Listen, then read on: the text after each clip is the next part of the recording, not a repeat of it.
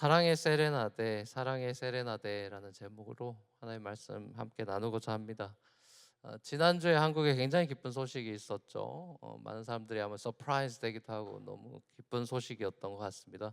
한강 작가님이 노벨 문학상을 타셨죠. 우리나라가 이제 여러 분야에서 전 세계에 주목을 받는 그런 나라가 된 것 같습니다.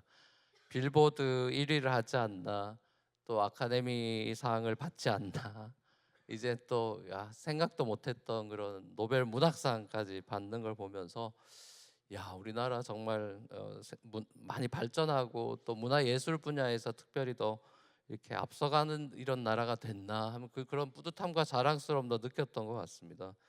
이 조셉 헨리치 교수님이 쓰신 그 The Weirdest People in the World라는 책이 있는데, 이제 이분이 거기서 주장하듯이 세상이 너무 지금까지는 서구 중심 사회로 이렇게 흘러왔다. 근데 정말 그런 것 같아요. 점점 더 이제 다양한 나라들의 어떤 문화나 이런 것들을 우리가 수용하고 배우고 또 인정하고 하는 그런 과제들이 우리 인류에게 여전히 남아 있는 것 같습니다.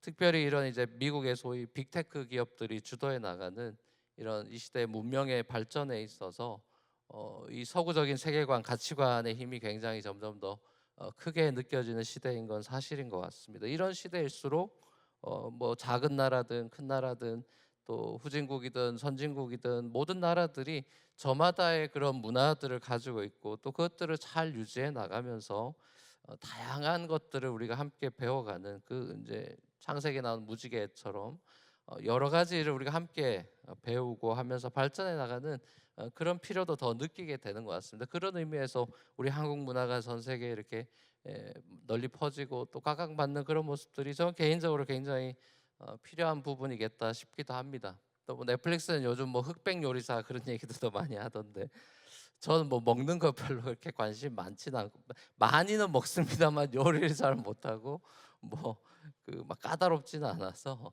근데 그 프로를 보는 분들이 많더라고요. 그러니까 그런 음식 K푸드, 그래서 요즘 그냥 모든 거에 다 K를 붙이면 되는 것 같습니다. 그래서 그런 시대가 된 것 같아요. 이런 여러 분야에서 예술 문화 이런 분야에서 좋은 영향력을 드러내는 분들이 많아지고 또 그분들이 많은 사람들의 사랑을 받고 그래서 영예와 칭찬을 얻는 이런 모습들을 보면서 이 오늘 마지막에 저희가 같이 읽었던 19절 20절에 두 번이나 반복되고 있는 두 단어가 전 오버랩이 됐던 것 같습니다. 바로 이 칭찬과 영예라는 단어죠. 이 스바냐 선지자가 이야기하고 있는 이 칭찬과 영예, 자, 이것은 어떤 특정한 분야에서 방금 제가 말씀드린 것처럼 어떤 일가를 이룬 어떤 특별한 사람들에게, 그런 사람들에게만 주어지는 게 아니라 스바냐는 저와 여러분 같은 그냥 평범한 사람들, 그런 사람들에게도 바로 이 칭찬과 하나님의 칭찬과 명예가 주어질 것이다 이렇게 예언하고 있어요. 이 칭찬과 영예라는 것은 뭐 올림픽 금메달을 따는 거라든지 뭐 월드컵 우승을 하는 거든 뭐 노벨상을 타는 거든, 자, 그런 특별하고 아주 특출난 그런 성과를 거둔 사람들에게 주어지는 그런 종류의 것이 아니라 오늘 본문에서는 하나님께서 은혜로 많은 사람들에게 주시는 그런 칭찬과 영예다 이렇게 얘기하고 있습니다. 오늘 이 부분에 대해서 제가 여러분과 이 스바냐서를 통해서 함께 나누고자 하는데, 여러분들 지난주에 스바냐를 이제 큐티하거나 묵상하신 분은 느끼셨겠지만 이 스바냐 전체는 다른 소선지서들하고 굉장히 비슷하게 하나님의 무서운 심판에 관한 메시지들이 굉장히 많이 나오죠. 그래서 우리가 느끼면 두려운 하나님 막 이런 생각을 하게 만들 정도로 굉장히 심판에 관한 내용이 많은데, 이 남유다 왕국 스바냐 같은 경우는 이 남유다 왕국의 우상 숭배에 대한 하나님의 진노와 분노로부터 시작을 해서 1장에 보면 온갖 비리나 폭력이나 속임수로 자기 배를 불리는 나라 리더들에 대한 비판과 또 비즈니스맨들, 상인들에 대한 무서운 심판의 내용이 1장에 나옵니다. 자, 그리고 하나님의 그 심판이 다른 게 아니라 그 날이 어떻게 임하냐 하면 전쟁으로 임합니다. 그래서 다른 나라가 와서 이제 그 심판을 하게 되는데 나라를 쓰게 되죠. 그래서 전쟁이라고 하는 것, 아까 우리 집사님도 기도해 주셨지만 이 전쟁은 정말 끔찍한 거죠. 인간이 겪을 수 있는 제일 큰 고통이고 또 인간 죄악이 드러나 있는 그 정점의 전쟁이라는 게 있죠. 전쟁은 이 땅에서 가장 정말 경험하는 참혹하고 끔찍한 그런 고통을 맛보는 겁니다. 우리 대한민국도 6.25 전쟁이라는 그 끔찍한 고통을 겪었죠. 자, 요즘 우리도 이제 이 중동 전쟁, 팔레스타인 지역에 일어난 여러 전쟁으로 인해서 많은 선량한 시민들이 죽는 그런 안타까운 끔찍한 소식들을 날마다 듣고 있습니다. 이번에 그 노벨 문학상 타신 한강 작가님의 뭐 소년이 온다라는 책이라든지 아니면 작별하지 않는다 이런 책들이 다 비슷한 맥락이죠. 인간의 폭력성에 대한 문제를 다루는 작품들이죠. 광주 5.18 뭐 항쟁, 또 제주 4.3 사건, 자 그런 폭력의 문제를 다루지 않습니까? 저도 이 5.18 다룬 소년이 온다라는 책을 읽었는데요. 그 당시의 참혹함을 우리가 이제 상상하게 되고 또 희생자들을 이제 떠올리게 되다 보니까 저도 읽으면서 약간 눈시울을 붉혔던 시간들이 있었던 것 같습니다. 실제로 한강 작가님이 책을 한 1년 반 쓰셨다는데 인생에서 가장 밀도가 높은 그런 시간을 보냈다 이런 고백도 하면서 본인이 이제 우리 같은 사람들이 제일 먼저 자기 작품 읽으면 이 소년이 온다를 읽었으면 좋겠다 그런 얘기를 하시더라고요. 이분이 광주 태생입니다. 그리고 12살, 13살 때 직접 그 5.18을 아이 윈니싱을 했죠. 그래서 트라우마가 있죠, 사실. 그래서 굉장히 그걸 이제 끔찍하게 봤었기 때문에 그걸 바탕으로 이제 소설을 썼기 때문에 확실히 그 생생하게 더 약간 다큐멘터리 비슷하게 소설이지만 실제 리얼하게 다가왔던 것 같습니다. 그래서 이제 어릴 때 그 길바닥에 총 맞고 쓰러져 있는 그 광주 시민들 그리고 또 그 쓰러져 있는 사람들 살리겠다고 피를 나누겠다고 헌혈하고 줄 서 있는 사람들 이제 그걸 동시에 본 거죠. 그래서 총 겨누면서 사람을 죽이고 있는 그 사람. 야, 사람이 어떻게 왜 이러냐 이 사람들. 사람이 어떻게 이렇게 악할 수 있지? 라는 인간의 그 악함에 대한 깊은 좌절. 그리고 또 한편으로는 사람 살리겠다고 자기 피를 나누겠다고 서 있는 그 또 사람을 동시에 본 거죠. 그러니까 이 양립할 수 없는 인간의 존재에 대한 어떤 수수께끼를 이제 이 작품에서 풀어보고 싶다. 이제 그렇게 해서 이제 그 책을 쓴 거죠. 이분이 이 책을 쓰면서 거의 매일 울었답니다. 특별히 이제 2장을 쓸 때는 3줄 쓰고 한 1시간 울었대요. 이제 그리고 이제 또 그걸로도 이제 마음이 너무 디플리 거기 인베드가 됐겠죠. 이제 그렇게 되다 보니까 이제 감정이입이 너무 심하시니까 이게 하루 동안 아무것도 못하는 적도 있었다 이런 고백을 하는 걸 인터뷰를 들었습니다. 근데 저도 이제 몰랐던 사실은 당시에 이제 이 광주 항쟁의 생존자들이 있을 거 아닙니까? 부상을 당했다거나 아니면 그걸 목격한 사람들 중에 아무튼 이 생존자들이 이 자살률이 무려 11%라고 합니다. 그래서 깜짝 놀랐어요. 와, 이게 굉장하구나. 이 살아남은 사람들의 자살률이 11%다. 그러니까 엄청난 트라우마죠. 자, 이 역사적인 트라우마가 아직도 많은 사람들에게 영향을 미치고 굉장히 큰 상처와 아픔과 고통으로 시달리게 만들고 또 우리 뭐 베테랑 전쟁이든 이렇게 베트남 전쟁이나 이런 베테랑들 우리가 사실 여기 노숙자 사역을 하다 보면 그런 사람들을 만나거든요. 근데 그런 분들 하여튼 이게 트라우마가 있습니다. 자, 그래서 이런 어떤 광주 시민들이 겪고 있는 어떤 그런 역사적인 트라우마, 수치, 아픔, 고통. 자, 그리고 그게 이제 사실 우리 국가의 아픈 기억들이죠. 자, 그걸 이제 글로 이제 이분은 조용히 폭로를 한 거죠. 그러면서 이제 5장에서 그 책에 보면 이제 생존자 선주가 나오는데 이제 이 사람의 입을 통해서 이 선주가 뭐라 그러면 죽지 말아요라는 말을 2번 해요. 그래서 이제 이 트라우마로 고통받는 그 생존자들에게 하고 싶은 말이었겠죠. 제발 죽지는 말아 달라. 자, 그런 간절한 부탁의 말이고 그 문장이 사실 이 작가가 제일 마지막 챕터 5가 마지막 챕터는 아닌데 제일 마지막에 완성한 문장이라고 합니다. 제가 이제 이 한강 작가의 소년이 온다를 읽으면서 역시나 문학가들 또 시인들 이런 사람들이 예언자 역할을 하는구나 이런 생각을 정말 많이 하게 된 것 같습니다. 사실 이분도 시인으로 제일 먼저 등단을 했던 분이죠. 여러분 예언서 우리가 지금 계속해서 봅니다. 예언자들 예언자들은 어떤 사람들, 프라펫들은 어떤 사람들이에요? 인간 존재의 어떤 그 추악함, 그리고 연약함, 이런 것들을 그냥 완전히 다 드러내죠. 인간의 추악함과 연약함과 이것들을 다 적나라하게 파헤치고 드러냅니다. 그리고 비판하고 비난하고 막 이러죠. 그래서 인생의 어떤 삶의 어떤 다크 사이드를 보여주죠. 비극을 보여줍니다. 자, 그리고 동시에 또 한편으로는 그래도 우리가 살아가야 될 희망과 삶에 대한 애정을 노래합니다. 그래서 결국 예언서를 우리가 읽으면 두 개가 대비돼서 나옵니다. 명암이 나오죠. 그래서 이제 결국 예언서, 모든 예언서들, 소선지서 12개랑 대선지서 5개, 그 책들의 그 선지서가 그렇게나 많죠. 구약 39권 중에 17권이 선지서니까. 자, 아무튼 그 선지서에서 결국 전체 다 요약하는 키워드를 꼽으라 그러면 결국에는 저지먼트 앤 호흡이 되죠. 저지먼트가 있고 호흡이 있다. 이스바냐도 마찬가지죠. 그 책의 이제 주인공이 소년 동호라는 애인데, 얘가 죽은 사람들, 어른들, 아이들, 부녀자들 이제 장례를 자기 혼자 시신 닦고 이제 흰천으로 덮어주고 장례를 치르면서 옆에 촛불을 켜놓습니다. 그 촛불 하나를 켜놓는 그 장면에서 저는 어떤 그 희망의 불씨, 그리고 저는 이제 크리스찬이니까 이제 부활을 더 내다보게 됐죠. 그 동호가 아직 죽었지만 그 사람이 지금 아직까지도 우리에게 말을 걸어오고 있고 뚜벅뚜벅 걸어오고 있다라는 의미에서 이제 제목이 소년이 온다 이렇게 된 건데,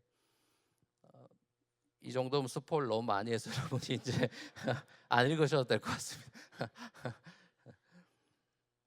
주제랑 너무 안 어울리게도 글이 굉장히 서정적이고 간결하고, 또 여성이다 보니까 남성과는 다르게 좀 더 섬세하고 확실히 또 절제미가 있어서, 뭐 시인이라서 그러겠죠.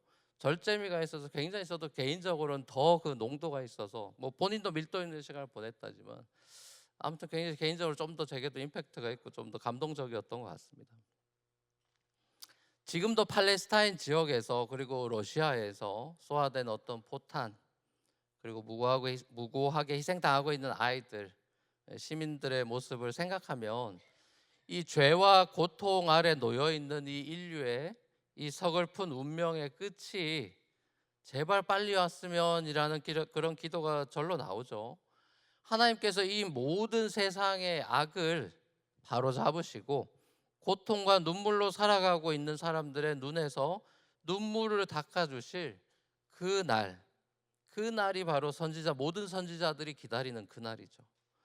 지지난주 설교 오래 가는 게 진짜다에서 제가 언급했듯이 이 창세기 아벨로부터 구약의 첫 번째 아벨로부터 구약의 마지막 책의 사가랴 이르기까지 억울하게 죽은 많은 사람들, 자, 이 사람들이 인류 역사에 넘쳐나고 있죠. 예수님의 부활이라는 것이 바로 이런 인간의 악에 대한 하나님의 심판이다라고 제가 말씀드렸습니다. 그리고 다가오는 예수님의 재림의 날, 다시 오시는 예수님을 통해서 이루어질 최종적인 하나님의 심판. 자, 그 시간은 고통받는 자녀들, 아픔으로 시달렸던 사람들, 자, 이 사람들에 대해서 이 시간은 신원해 주는 날이다라고 성경은 이야기합니다. 모든 것을 바로잡는 날이죠. 자, 그래서 그날은 하나님의 공평과 정의가 드디어 실현되는, 완전히 마무리되는 날로 성경은 묘사하죠. 그리고 모든 선지자들은 그날을 바라보고 있죠.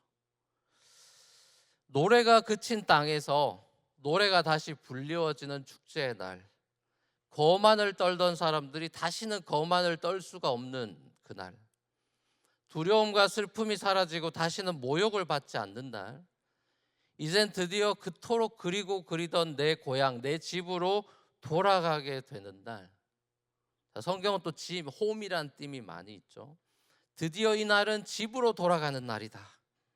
자, 이건 역사적으로 보면 이제 이스라엘 백성들이 자기 집, 이스라엘 바벨론 포로로 잡혀갔다가 자기 본토, 자기 고향으로 돌아오는 날에 대한 스바냐의 노래죠. 가까운 미래는 그걸 얘기하는 거고, 좀 더 먼 미래로는 예수 그리스도의 십자가 부활을 통해서 이 땅에 펼쳐질 하나님 나라의 잔치의 모습. 자, 그걸 이 땅에 펼치실 걸 내다보고 있죠. 그날, 예수가 오는 날, 메시아가 오는 날. 자, 예수님의 복음 사건은 이 죄악투성이인 이 세상 속에 오셔서 마치 동호처럼 작은 촛불을 켜놓은, 죄와 사망으로 얼룩진 세상, 장례식 같은 세상에 촛불을 켜놓은 예수님의 사건이고, 죽어가는 사람들 살리겠다고, 피 헌혈하겠다고 줄 서 있는 사람들처럼 예수님 자신의 피를 내어 주셔서 이 악을 이기게 만드시는 그 예수님의 조용한 혁명이죠. 자, 그날은 수치와 모욕으로 조롱당하던 사람들이 잃어버렸던 그 영예와 칭찬을 되찾는 날이다. 스바냐는 그렇게 노래합니다. 하나님께서 자기 백성들과 함께 하시고 그 백성들을 구원해 주시는 날이기 때문에 집으로 돌아오게 하는 날이다. 하나님의 자녀들은 과연 영예롭고 존귀한 사람들이다라고 주위 사람들이 칭찬하게 될 겁니다라고 예언으로 마지막 이 말씀을 마무리하고 있죠. 자, 이 일이, 그럼 스바냐 이 마지막 엔딩의 이 예언이 이루어졌는가? 자, 이루어지는 1차적으로 이루어지는 장면을 우리는 사도행전에서 보게 됩니다. 사도행전 2장으로 넘어와서 개역 개정을 한번 읽어보겠습니다. 같이 한번 읽겠습니다. 시작. 믿는 사람이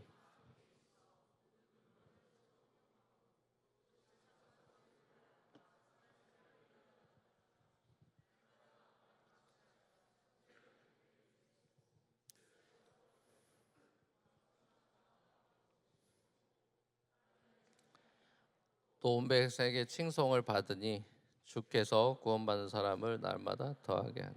예, 온 백성에게 칭송을 받는 장면이 나오죠. 예수님의 피값으로 세워진 첫 번째 교회, 예루살렘에 있는 첫 번째 교회가 바로 이 스바냐서가 얘기한 내 백성이 칭송과 영예를 받을 거다라는 약속의 말씀이 이루어지는 그 장면을 봅니다. 새 언약 백성인 신약의 교회 성도들을 통해 성취가 되는 장면이죠. 하나님이 우리와 함께 하신다, 당신의 백성과 함께 하신다라는 스바냐의 약속은 God with us로 이 땅에 임마누엘로 오신 예수님을 통해 또 성취가 됐고요. 자, 예수님을 통해서 구원을 베푸신 하나님, 새 언약 백성들인 저와 여러분들을, 그리스도 안에 있는 저와 여러분들을 보시면서 오늘 스바냐 예언처럼 하나님이 옛날 개역 개정으로 하면 하나님이 기쁨을 이기지 못하시고 노래하신다. 우리를 당신의 사랑으로 새롭게 해주셨다. 이렇게 이야기합니다.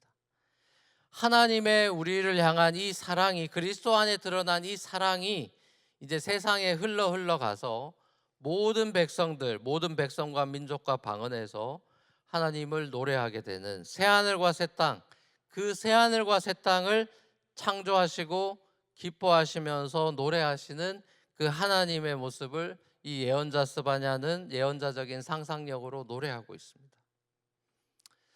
자, 우리에게 두려움과 슬픔을 없애고 모욕을 받지 않게 하시려고 하나님은 당신의 외아들 예수 그리스도를 두려움과 슬픔과 모욕의 십자가의 자리로 내어놨습니다.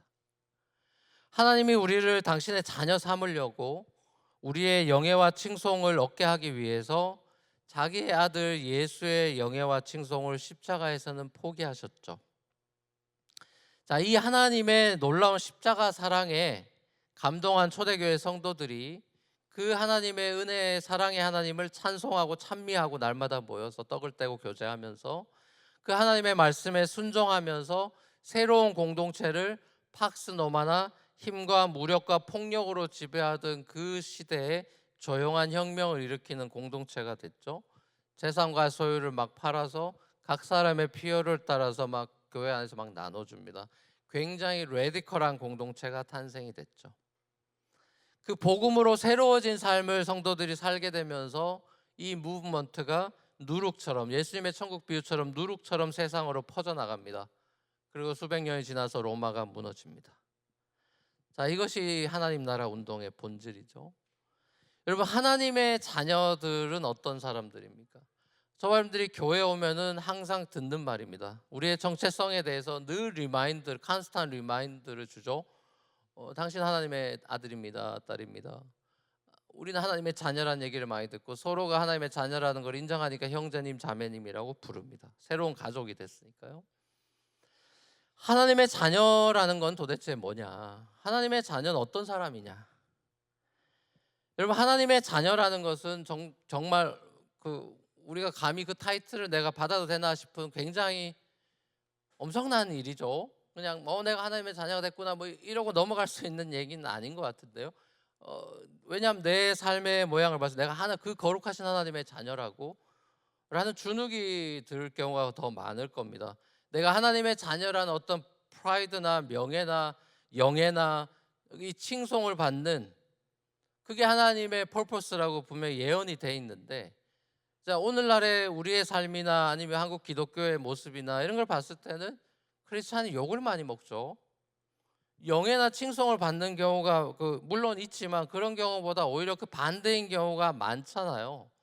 자, 그렇다면 오늘날의 교회나 아니면 저와 여러분들이 분명히 스바냐를 통해 또 하나님 우리에게 말씀하시는 너는 하나님의 자녀고 영예와 칭찬을 받는 자녀야 라고 했는데, 그게 아니라면, 그런 걸 잃어버리고 살고 있다면 그럼 이게 도대체 어떻게 해야 되는 겁니까? 제가 하나님의 자녀로서의 명예를 어떻게 지키고 회복하고 그 영예와 칭찬을 회복하고 다른 사람이 봐도 누가 봐도 저 사람 하나님의 아들이다 딸이다 라고 되려면 그러면 어떻게 해야 되는 거죠? 라는 질문을 저는 이 스바냐서 엔딩을 보면서 하게 됐습니다. 저 자신을 보면서도 마찬가지고. 자, 그러면서 하나님이 이제 이 말씀, 이 스바냐를 통해서 주시는 메시지는 저는 이거라고 생각합니다. 자, 이거 어떡합니까? 제 삶은 영예와 칭찬, 교회는 지금 영예와 칭찬을 얻지 못합니다.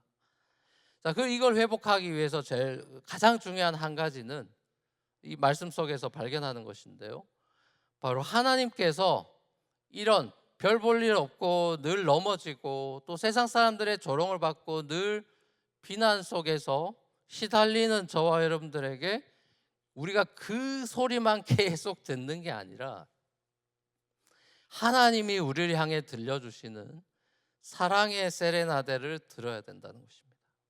이게 스바냐가 얘기하는 거예요. 여러분, 자녀가 부모의 영예와 칭찬을 받는 그런 자녀가 되려면 어떻게 하면 될까요? 여러분, 아마 여기 자녀 있는 분들은 다 여러분의 자녀가 여러분의 영광이 되고 영예가 되고 그레이트 아너가 되길 다 바랄 거예요. 그런 기도를 하고 계실 겁니다. 자, 그러면 그 자녀가 내 부모 보기에 영예롭고 칭찬받는 그런 잘 자란 아이가 되기를 모든 부모는 바랄 테고, 뭐 이번 컨퍼런스도 토요일 날 다 그런 얘기 하는 걸 텐데, 자, 그러면 그거에 대해서 한결같이 모든 목회자들이나 아니면 아이들 양육하는 걸 가르치는 강사들이나 하나같이 다 똑같은 소리 하는 게 하나가 있습니다. 여러분 귀가 따갑도록 들었어요. 여러분도 아시는 걸 겁니다. 자, 그건 뭐죠? 여러분의 자녀들에게 자녀의 어떤 부족함만을 보고 잘하는 거 말고 못하는 어떤 부분들, 자, 그런 어떤 부족한 부분들, 소위 말하는 찌질한 부분들을 보면서 탓하고 그거 바꾸려고 하고, 너 이렇게 왜 이렇게 못났냐, 너는 왜 이게 안 되냐는 식으로 계속 그 부분에 대해서 계속해서 혼내고 말하면 그 자녀는 자존감이 낮아집니다. 자신감이 떨어지고 자존감이 낮아져서 점점 더 영예와 칭찬을 듣는 사람으로 살아가기가 어렵습니다. 그거랑 똑같아요. 부모가 자녀의 미래를 내다볼 수 있는, 지금의 이 아이가 아니라 얘가 성인이 되고 할아버지 할머니가 되는 이 인생의 풀 코스를 볼 수 있는, 길게 볼 수 있는 안목이 부모에게 필요한데 그 안목이 잘 없죠. 본인도 실력이 없으니까요, 사실. 자, 그러다 보니까 애를 타박을 하고 재촉을 하고 그러면서 더 자존감을 떨어뜨리게 되는 일, 그래서 충분한 사랑을 주지 못하는 일이 허다합니다. 애정 결핍들이 많죠. 한국 사람들은 더 심해요. 스탠다드가 높기 때문에 95점 받아도 왜 하나 틀렸냐고 하는 사람들, 은메달 받아도 우는 민족이기 때문에. 여러분, 이게 얼마나 황당합니까, 여러분? 하나님이 우리를 만약에 그렇게 대하시고 기독교 바구니에 넣어서 우리를 그렇게 양육하면 여기 서바이벌 할 사람 몇 명 없습니다. 서바이벌 게임이 아니죠. 하나님이 우리를 바라보면서, 야, 내가 십자가까지 지고 별의별 짓 다 했는데 너 이렇게밖에 못 사냐, 이런 우리 완전히 그냥 거기서 어떻게 됩니까, 여러분? 기독교 그런 거 아닙니다, 여러분. 찬송가 중에 그런 무서운 찬송가가 있었는데 내 뭘 줬건만 넌 내게 뭘 주느냐 이런 식의 찬송가가 있어요. 이거 완전히 잘못된 거죠. 그건 복음이 아니에요. 우리 받아내시려고 자기 아들 주고 이렇게 한 게 아닙니다. 우리 바라보면서 한숨 팍팍 쉬면서 안 될 것 같은데 하면서 계속 그 한숨 쉬고 계신 게 아니라, 여러분, 하나님은 저나 여러분들을 향해서, 그리고 욥기가 보여주듯이, 여러분, 하나님은 자신이 있습니다. 하나님은 자신감이 있어요. 욥에 대해서 하나님이 자신감이 있다고요. 저와 여러분들에 대해서 자신감이 있습니다. 왜요? 영화롭게 해버리실 거니까. 그건 우리가 영화롭게 되는 게 아니에요. 하나님이 그렇게 해버릴 겁니다. 그게 복음이에요.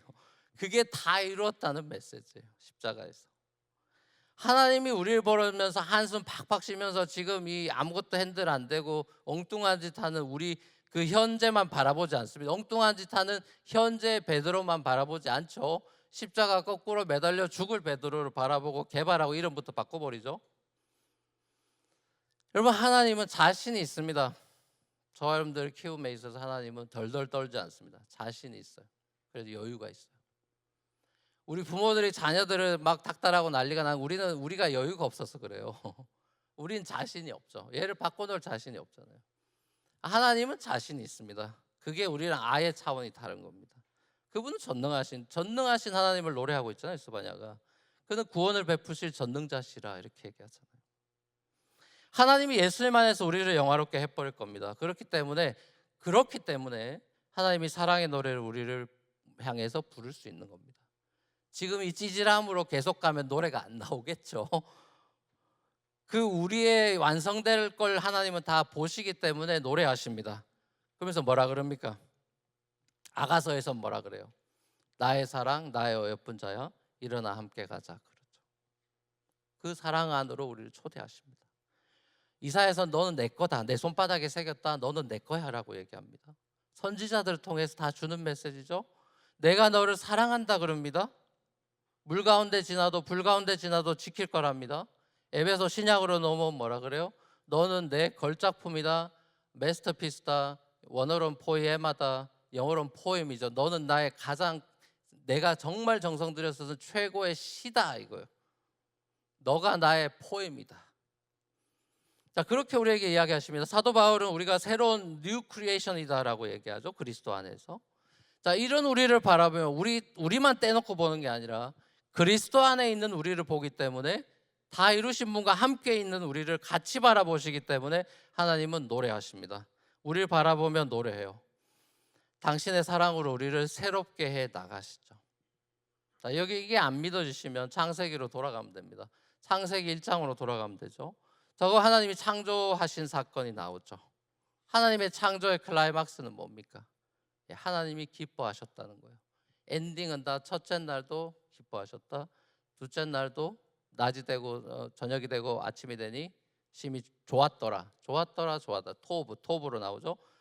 인간 짓고 나서 마지막 날은 심히 좋았다, 토브, 굿, very very good 이렇게 돼 있죠. 하나님의 기쁨의 노래가 1장의 주제입니다. 자, 그리고 심지어 인간을 에덴에다 놓죠. 에덴도 기쁨이란 뜻이죠. 그러니까 창세기 1장은 온통 기쁨이에요. 축제죠. 인간을 보고 노래하신 하나님이죠. 자, 근데 사람이 하나님을 보고 노래하지 않아서 문제가 생겼죠. 선악과를 따먹고 하나님을 기뻐하지 않고 자기 기쁨으로 갑니다. 인간에게 이제 기쁨이 없어지고 수고와 슬픔과 고통과 가인이 아벨을 죽이는 살인과, 자, 이런 전쟁들이 넘쳐나게 됩니다. 에덴 동산에서 들었던 사랑의 세대나 때가 그치고 이제 운명 교향곡이 펼쳐지는 세상이 돼버렸습니다.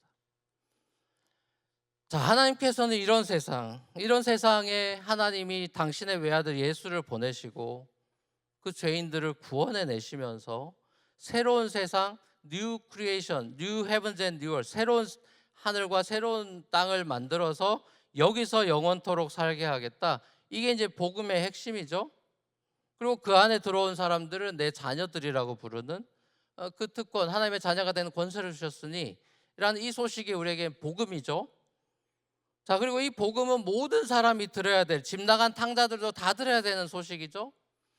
죄 아래 심판 아래 영원히 살아가는 불행한 삶이 아니라 이제 죄로부터, 사망으로부터, 바로로부터, 엑소더스에서 비록 땅이 광야라 할지라도 하나님이 주시는 만나 먹고 메추라기 먹고 생수 먹으면서 하나님의 사랑으로 날마다 새롭게 되는, 하나님의 사랑의 세레나데를 들으면서 행복하게 살아가는 그 삶으로 모두를 초대하고 계시죠. 그게 복음 전도죠. 예레미야 선지자는 뭐라 그럽니까? 하나님의 본심은 재앙이나 심판이 아니고 뭐래요? 샬롬이래요. 하나님의 본심은 심판하고 죽이고 다 전쟁 내고가 아니라 하나님의 본심은 샬롬이다. 예수님은 심판의 왕으로 오신 것이 아니라 평화의 왕으로 오셨죠. 사랑하는 우리 뉴프런트 교회 성도 여러분, 우리 부부 여러분, 성경은 우리가 이제 성경을 강조하고 성경 읽읍시다, 큐티 합시다. 여러분 성경을 왜 읽습니까? 이걸 강조하고 싶습니다. 여러분 성경을 잘 살려고 읽으면 망합니다. 여러분 성경 읽고 잘 못 살아요. 성경 읽었는데도 딴짓합니다. 그러니까 성경을 읽고 잘 살려고 어떻게 살아야 됩니까? 투두리스트 받으려고 큐티하고 성경 묵상하면 신앙은 잘 안 자랍니다. 그래서 체크리스트 만들어서 이거 했냐 저거 했냐 이러면은 망합니다, 여러분. 성경은 그런 책이 아니에요. 그런 매뉴얼을 라이프 매뉴얼 책이 아니에요. 성경은 하나님이 우리에게 들려주시는 거대한 사랑의 서사십니다. 사랑의 세레나데를 듣는 거예요. 이 세레나데를 들으면 절망했던 자가 일어나고요, 악독을 품었던 자가 그 사랑 앞에 다 무기를 내려놓게 돼 있고요, 그 하나님, 은혜의 하나님을 찬송하게 돼 있습니다. 하나님의 찬송을 들어야 내가 찬송을 할 수가 있어요. 여러분 예배 와서 왜 찬양하는 게 이게 어색하고 잘 안 되느냐? 평소에 하나님이 나를 향해 들려주시는 세레나데를 못 들어 그런 거예요. 여러분들 부모의 사랑을 많이 받으면 자녀가 엄마 아빠한테 땡큐도 많이 하고 사랑한다고 하고 이렇게 리스판드로 나오는 겁니다. 철든 자녀는 없습니다, 여러분. 부모보다 더 사랑을 잘하는 애는 없죠. 사랑을 많이 받을 때 리스판드로 하는 겁니다. 하나님의 사랑의 세레나데를 여러분들이 많이 들어야 예배 가운데 온전한 찬양을 여러분들이 회복할 수 있습니다. 이 시대의 교회의 문제, 전 이거라고 봅니다. 하나님의 사랑의 세레나데를 안 듣는 거예요. 그러면 여러분 실력이 나오지 않습니다. 우리 스스로가 이렇게 선하게 착하게 살 수가 없어요. 하나님의 세레나데를 듣고 주님이 이 고통과 죄와 사망이 넘쳐나는 이 시대 가운데서도 하나님은 반드시 이 모든 사람들을 부활시키고 이 땅을 당신의 사랑으로 새롭게 하실 것을 우리가 믿게 돼요. 여러분이 바로 그 하나님의 사랑의 주인공들이에요. 여러분들이 하나님의 자녀라는 건 하나님의 노래를 듣는 사람들입니다. 그 영예와 칭송을 받는 사람들이에요. 이건 은혜죠. 우리의 실력과 무관한 거예요. 하나님이 여러분을 향해 들려주시는 이 칭찬과 사랑의 노래를 들으면서 그 노래에 화답하고 그 하나님의 은혜의 영광을 찬양하며 살아가는 저와 여러분의 삶이 되기를 우리 주님의 이름으로 간절히 축원합니다.